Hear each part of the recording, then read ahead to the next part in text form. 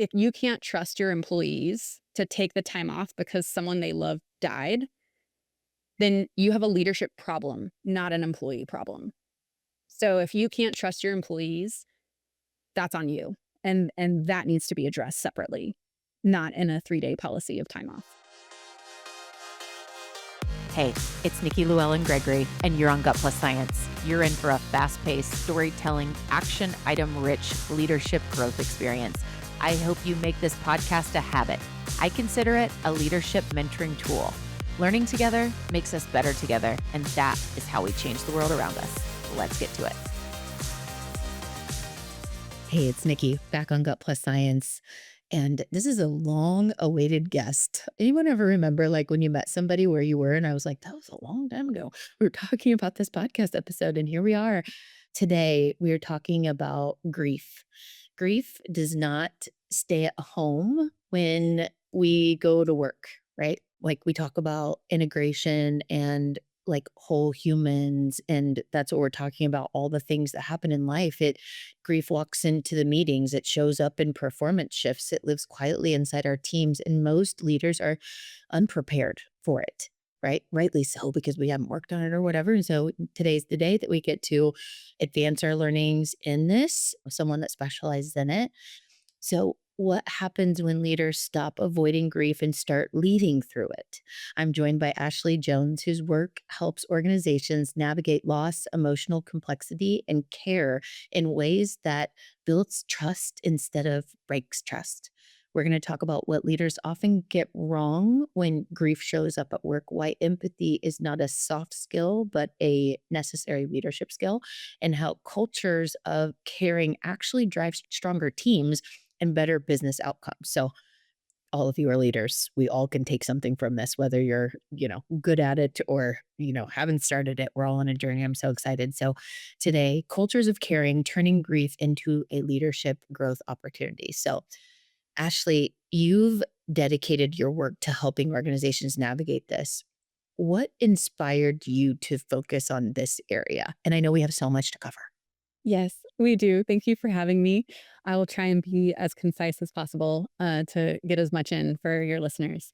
So, what inspired my work in this area was that my husband and I had a daughter who had a terminal diagnosis. And after 19 months of being a stay at home mom and full time caregiver, my daughter died. And like, I had never wanted to be a stay at home mom. Like, I was always like, oh, yeah, I'm going to be like a working mom. I have stuff to do. I have purpose here. Like, not that stay at home moms don't have purpose, because that is like the hardest job in the world.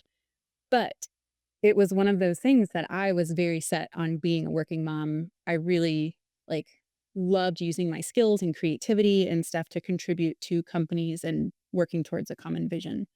So when our daughter got diagnosed, I became a stay at home mom and caregiver because that's what made the most sense for us. And I wanted to treasure every single second I had with her. And then she died, and I was like, "Oh my gosh, like, who am I?" Because now I'm not a mom.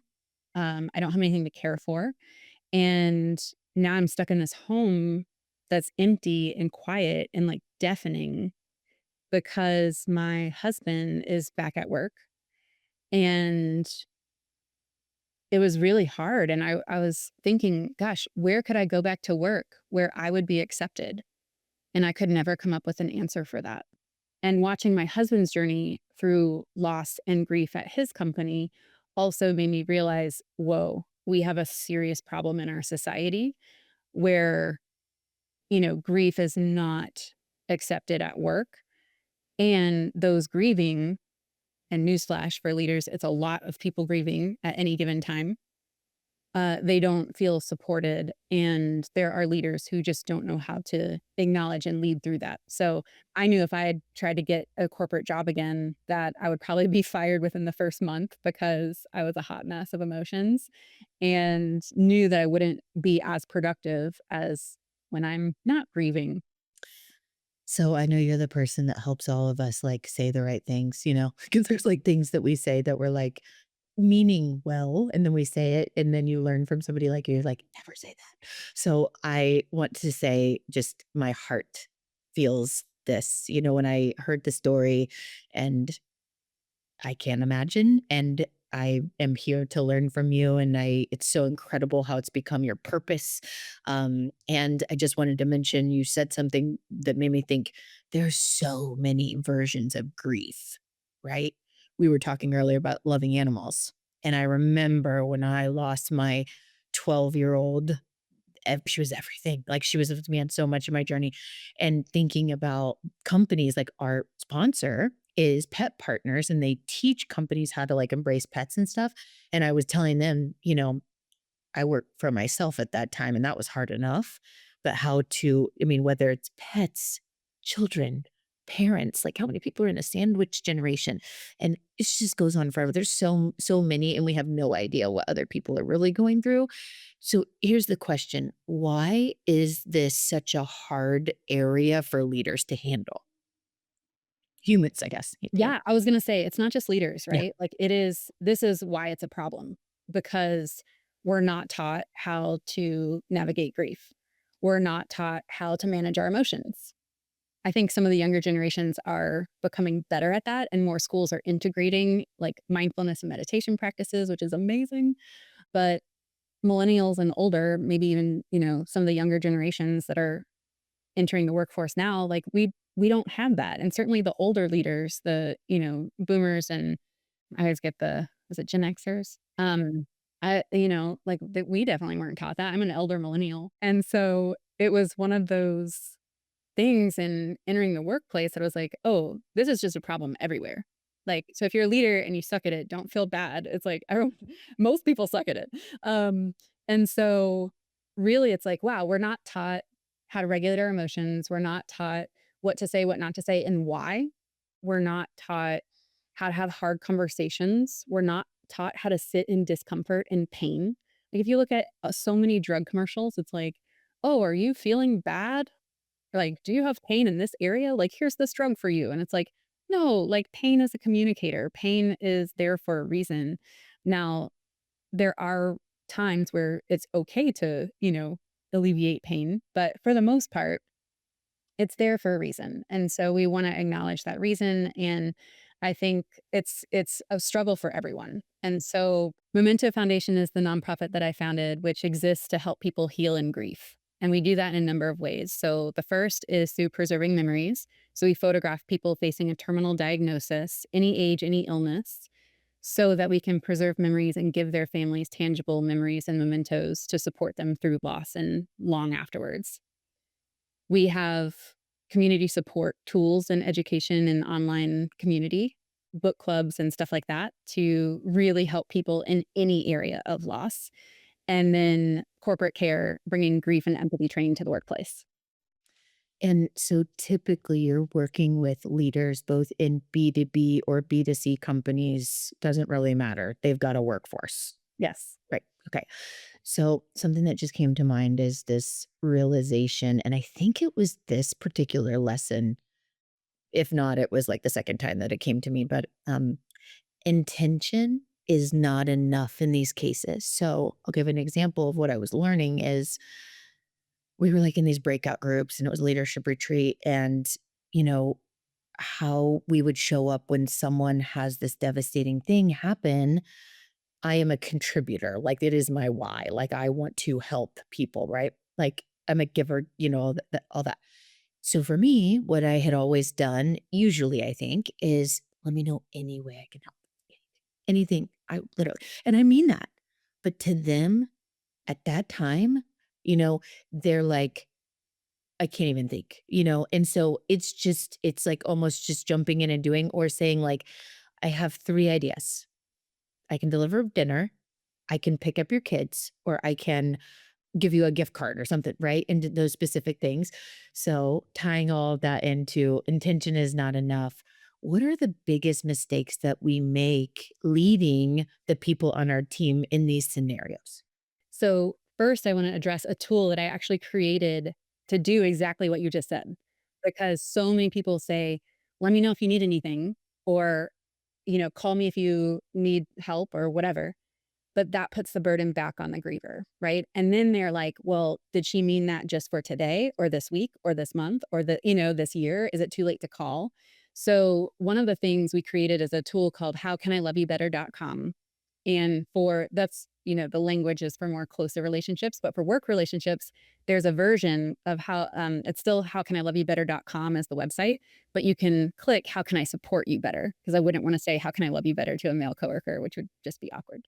So there's that softer language for work connections, and it gives you a chance to make a custom list that you can email. Because the other thing is when you're in conversation, people oftentimes can't think on their feet. They have grief brain, right? And there's a fog and they can't even, get to the Similar to, next like, if you hour, were right? going through, like, depression or anxiety or something, like, you just kinda shut down. Your Yeah. brain processing is very limited. And so if you ask someone, they might be like, I don't know, I'm good. I'm good, right?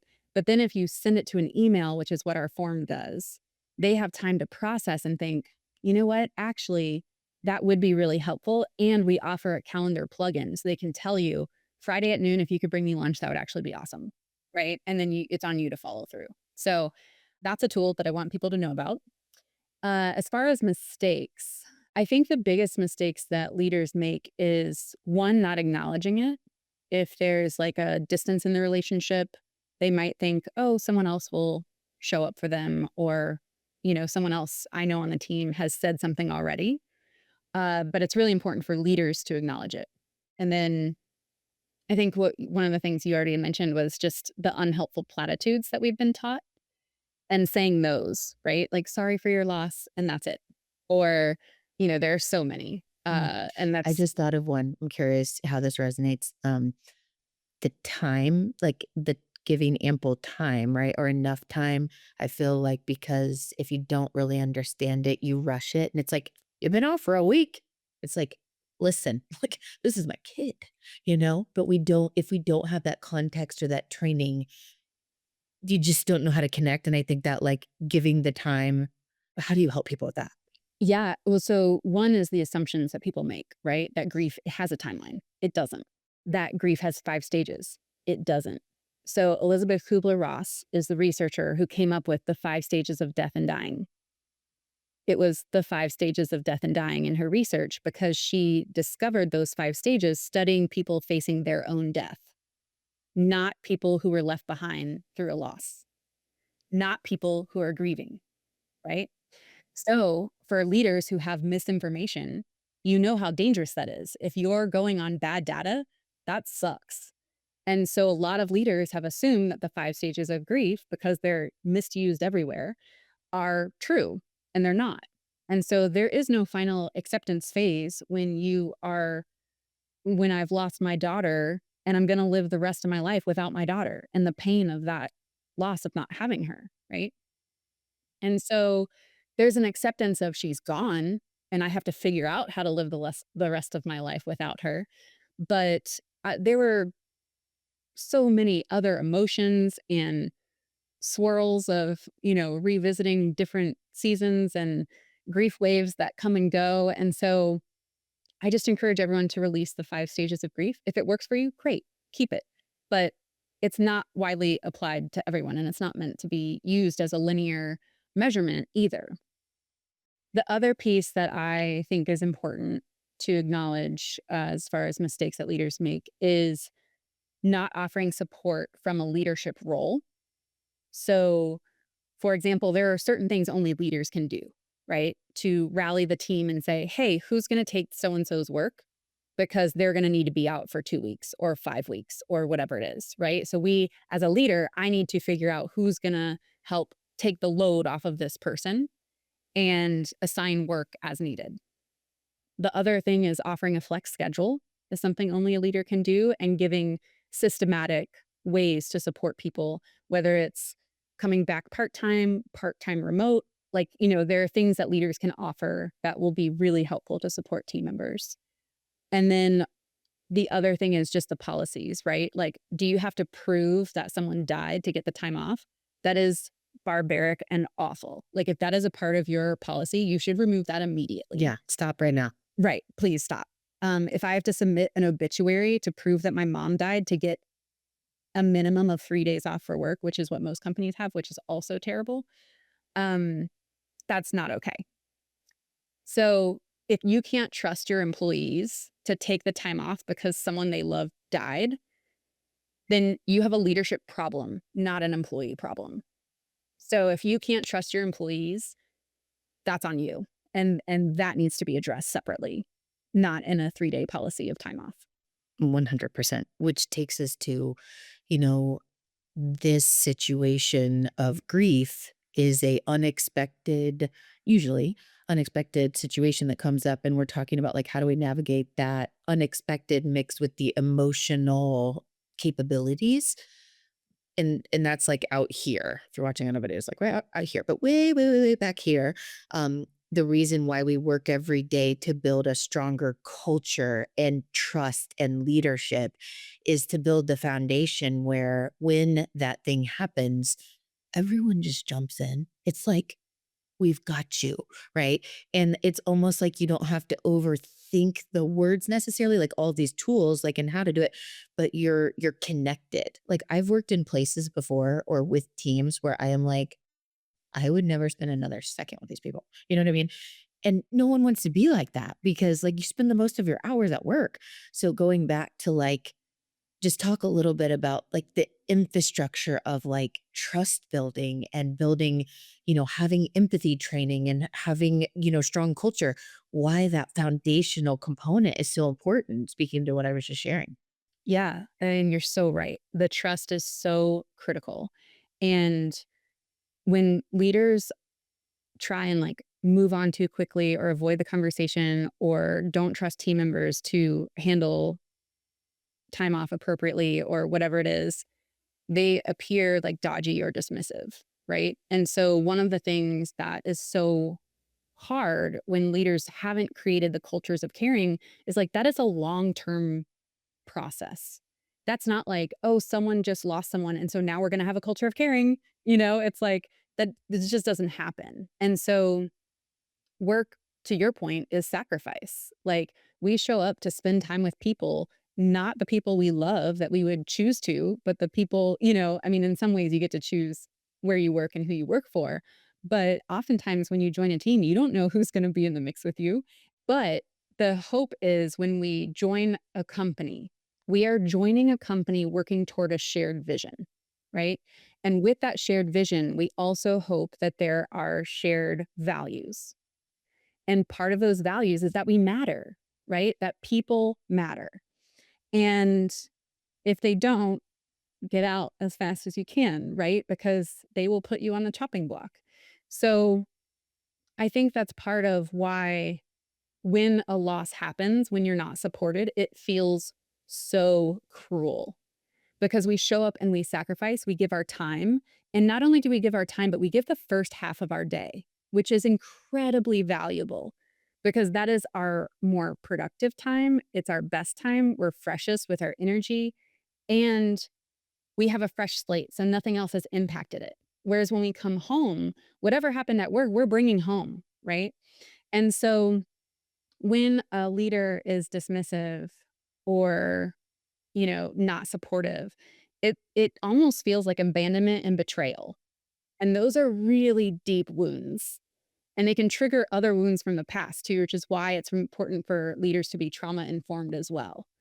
So I think when leaders handle it poorly, it's not only indicative of how they feel about that one person, but also it sends a signal to the rest of the team of, ooh, they don't have my back like I thought they would, right? And so now I've lost trust in my leadership to support me because they didn't support them, and that's scary.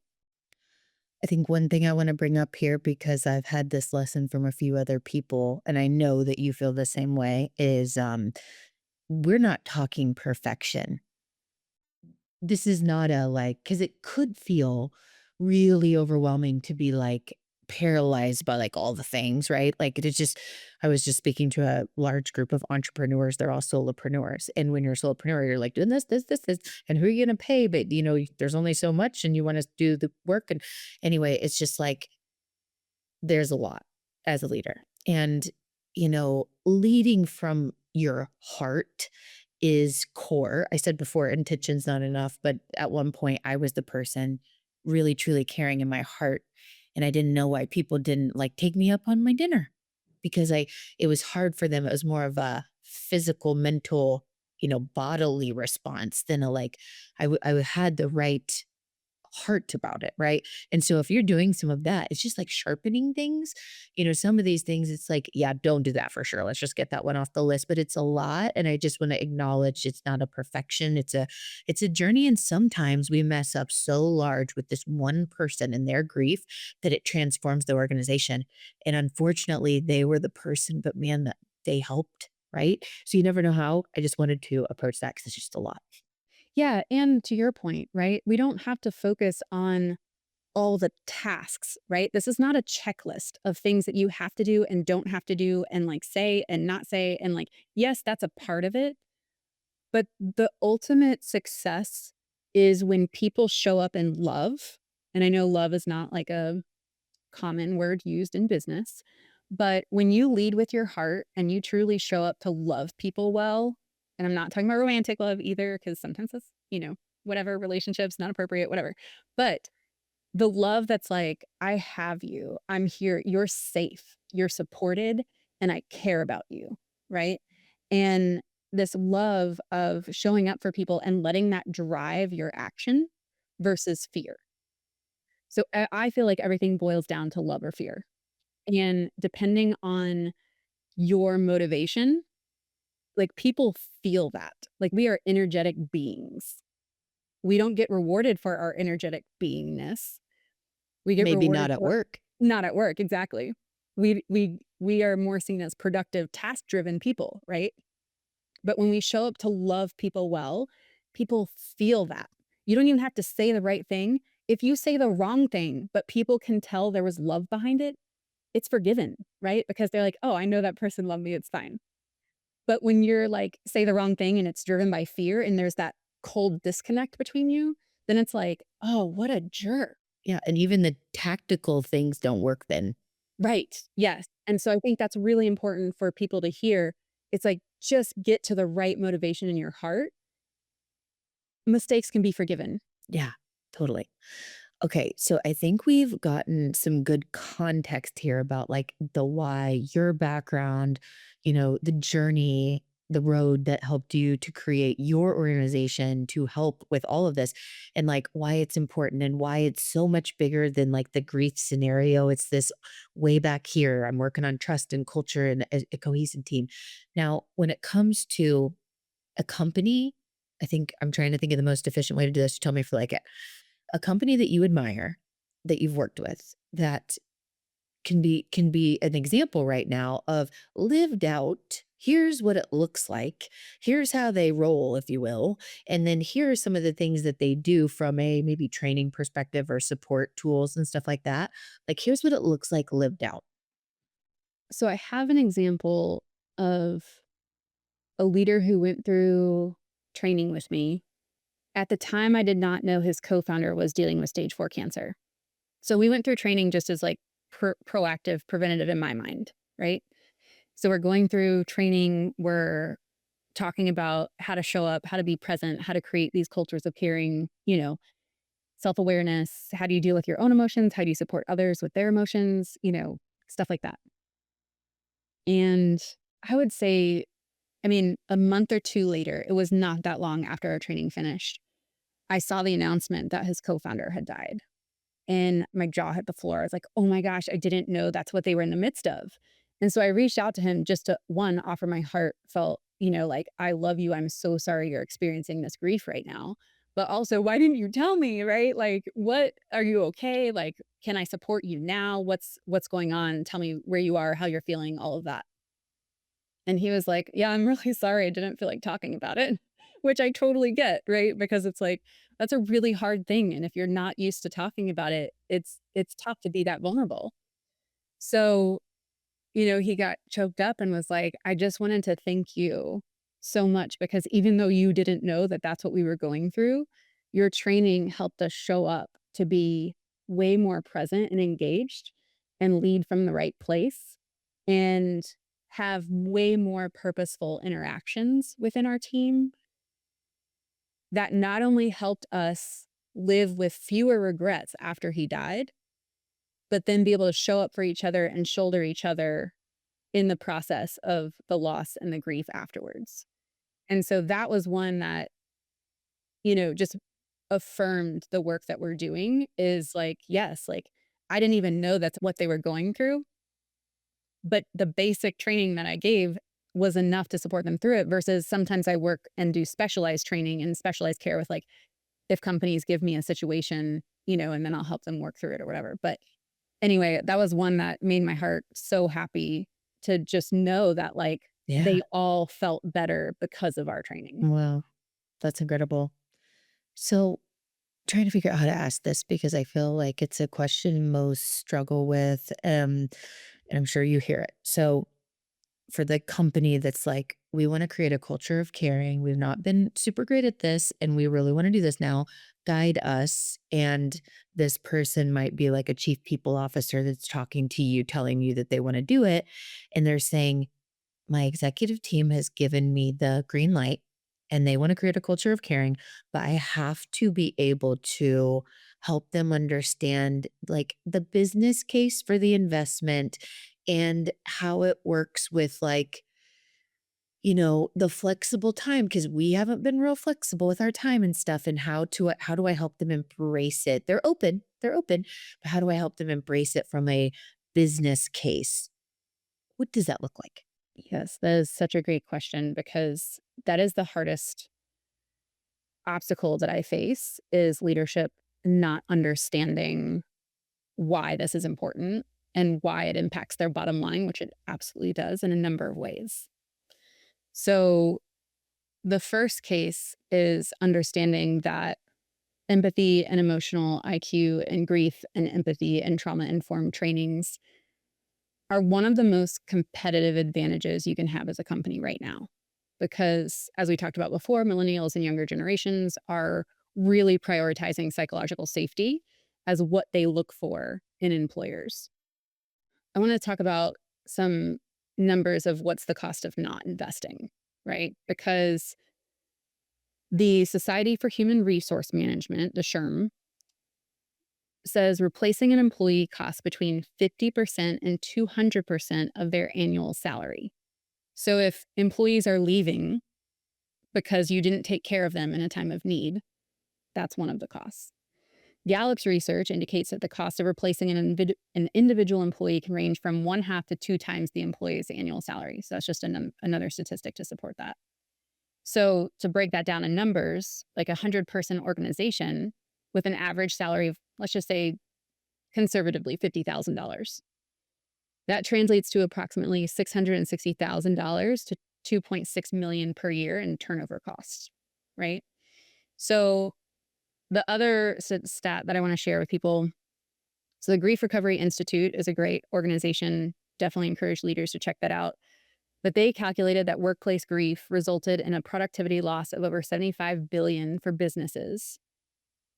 Updated estimates are probably exceeding 100 billion at this point.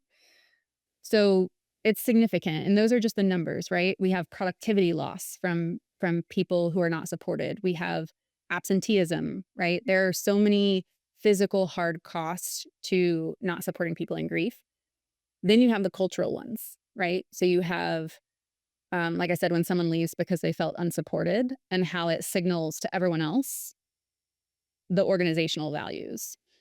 You can unintentionally create a workforce that learns to hide their humanity, right? So you have people who become performative and they show up physically but check out emotionally. You can lose authenticity, your innovation and creativity suffers, and your Because best nobody's gonna be doing extra. right.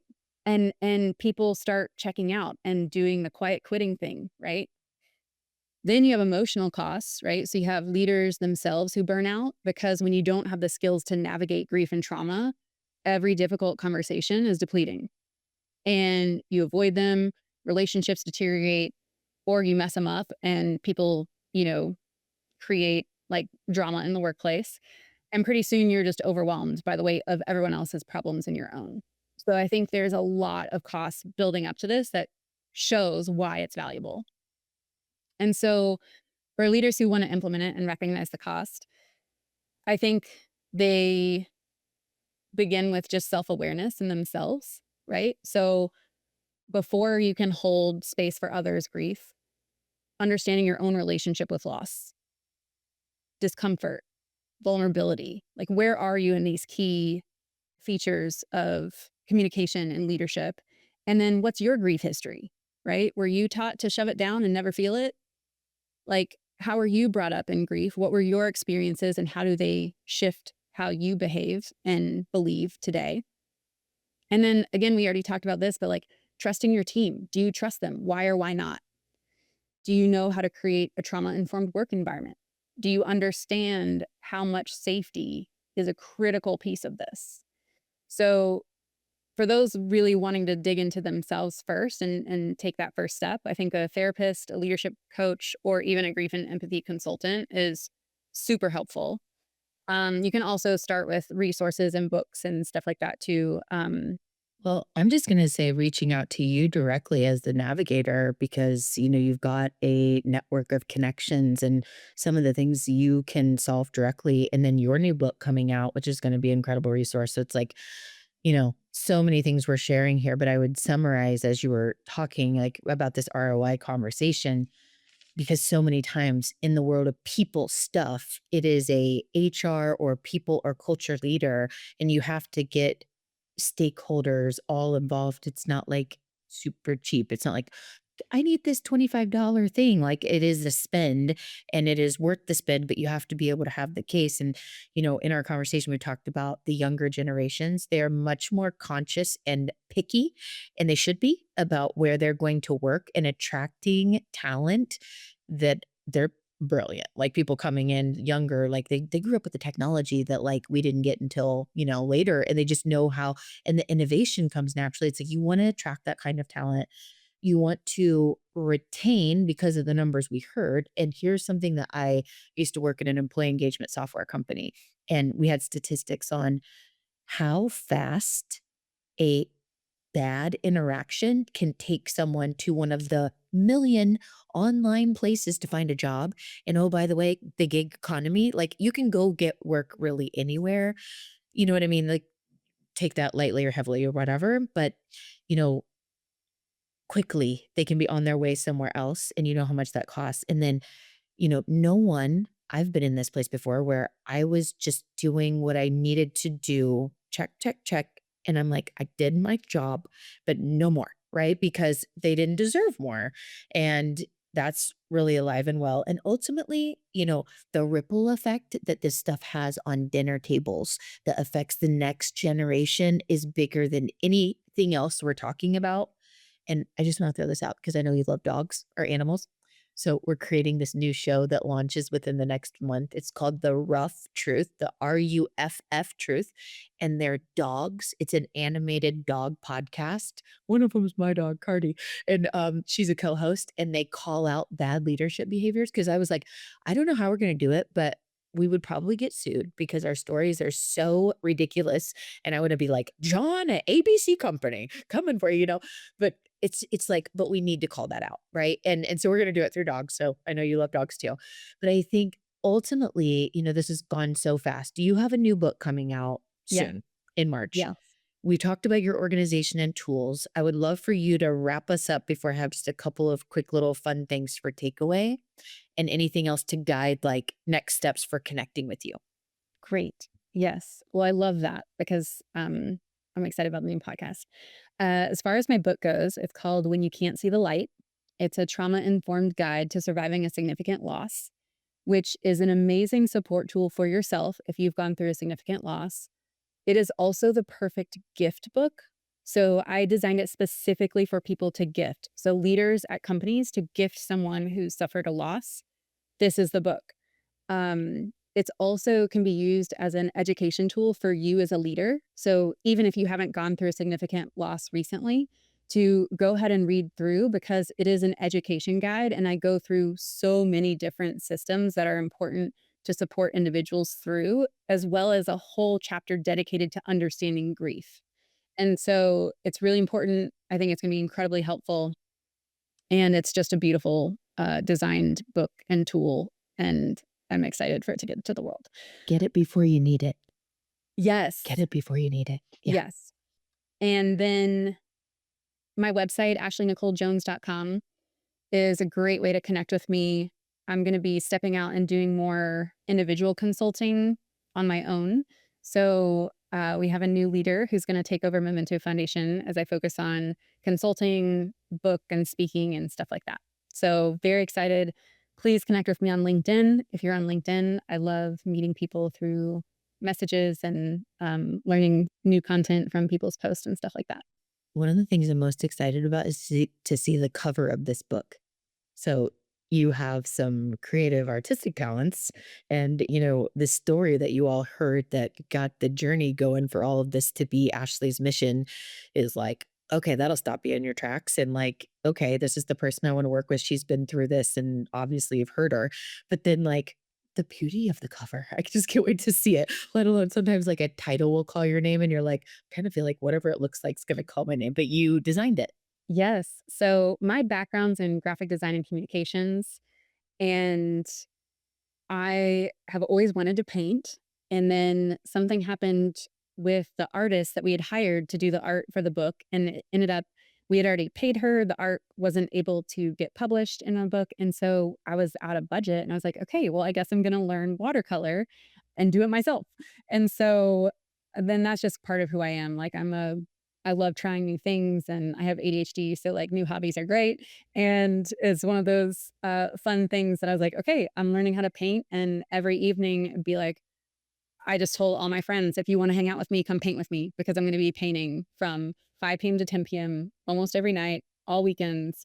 And so people would come over and have dinner parties, and I'd just be painting the whole time to try and fill the artwork with as much, or fill the book with as much artwork. And then the cover took a whole month. Like it was so intense and scary because people do judge a book by its cover. So it's a very proud project that's coming into the world for me. Yeah. And I just want to say, because when people are listening to this, we're trying to time this out so that this episode is live so you can buy the book. So we're here in like the anticipation a little early, but you're listening right now and the link is here. So go buy the book. But just, feel our energy about the excitement because it's been fun to just watch the journey. Well, this has been so great. We'll link out the book and website and your LinkedIn. Before we go, we're going to do just this really quick lightning round. First question, I've asked it for 8 years of everybody. If you picked one book to add to our recommended reading list because it's like your favorite of all time or you just read it and you love it, what book? It's a short book, and it has been one of the most impactful books that I've ever read is Man's Search for Meaning by Viktor Frankl. If you have not read that book, it's It's something. incredible. So good. Okay, so you love plants and you love animals. So take us to your house, in your house, around your house. Like, how many plants are we talking? And like, what kind of animal experiences indoor and outdoor? Okay, well, I think I just need to show you what's sitting around me right now, which is what my husband made me for Christmas. Oh my God, what is that? So they're plants with, like, the moss balls A around moss? them, That's so cool.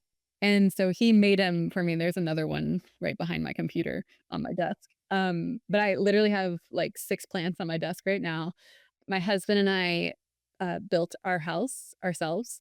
And so we have a lot of land and we have gardens and rock walls with moss covering the rock wall and a huge garden, flowers, vegetables, wind chimes, all the things. And we spend most of our time outside. Like today, it's a little overcast and drizzly, but if it were sunny and anywhere from, you know, 40 to 90 degrees, I'm outside. Yeah. Oh my gosh. Yes, same. I love that so I don't much. love cold, but Yeah. 50 feels good. Yeah. Yeah.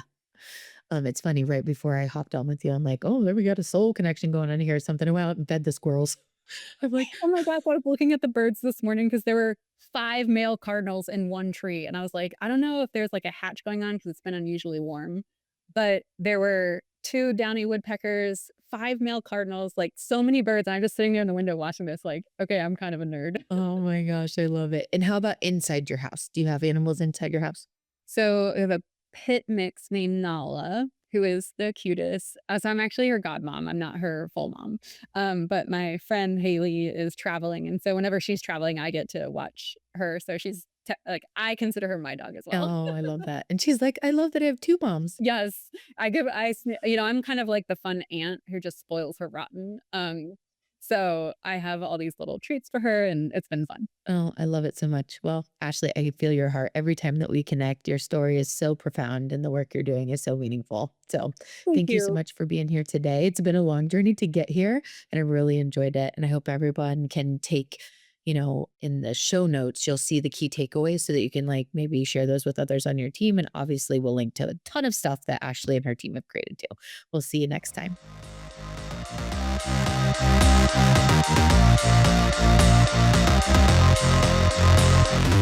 We just left the world a little bit better. Now, go do something with it.